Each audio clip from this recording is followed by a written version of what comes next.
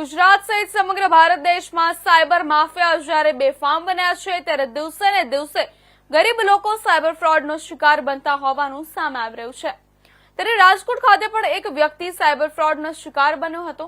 આ તકે વાત કરીએ તો રાજકોટના શાપર વેરાવળ વિસ્તારમાં રહેતા અને ઈંટોના ભઠ્ઠાના વ્યવસાય સાથે સંકળાયેલા શૈલેષ જીંજુ વાડિયાના ખાતામાંથી સાયબર માફિયા દ્વારા રૂપિયા 2 લાખનો ફ્રોડ કરવામાં આવ્યો હતો।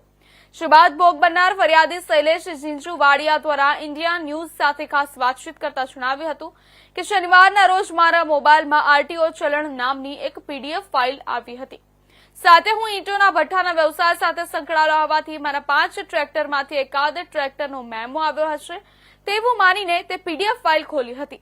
પણ તે પીડીએફ ફાઇલ ખુલતા જ મારા ખાતામાં રહેલા 2 લાખ રૂપિયા અને 49,000 તથા 49,000ના 4 સ્લેબે ઉપડી ગયા હતા।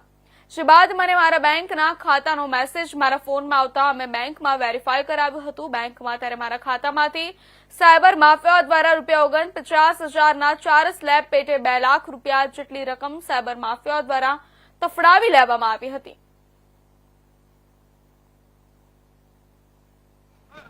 શનિવારે સવારે 9 વાગે મારામાં આરટીઓ ચાલાનનો અજાણ્યા નંબરમાંથી મેસેજ આવ્યો। મને એમ કે મારા વાહનનો કઈ વીમાનો મેસેજ હશે એટલે મેં એ લિંક ઓપન કરી ત્યાં મારો મોબાઈલ હેંગ થઈ ગયો। મારા ખાતામાંથી 2 વાર 48,000 ને 2 વાર 49,000 રૂપિયા ઉપડી ગયા। મારી સરકારને અને પોલીસને નમ્ર વિનંતી છે કે મારા પૈસા મને પાછા મળી જાય અને બીજા કોઈ અજાણ્યા સાથે આવો ફ્રોડ ન થાય તે માટે કોઈને પણ આવી લિંક આવે તો લિંક ઓપન કરવી નહીં। તમે મોબાઈલમાં જે નંબર નાખ્યો એમાં કોનું નામ આવ્યું હતું ને કોનો ફોટો ની બધું આવ્યું હતું? એમાં પોલીસનો ફોટો આવે છે અને હર્ષદ કે એવું કંઈક નામ છે। અમે શું નામથી તમને આ લિંક ક્યાં છે ને નામની આવી હતી? આરટીઓ ચાલાનની લિંક આવી હતી।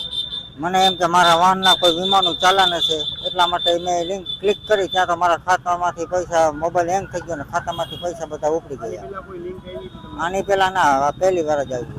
અત્યારે સાયબર પોલીસમાં એમાં ફરિયાદ કરી છે? હા, મેં 29માં ફોન કરીને બધી ફરિયાદ લખાવી દીધી છે।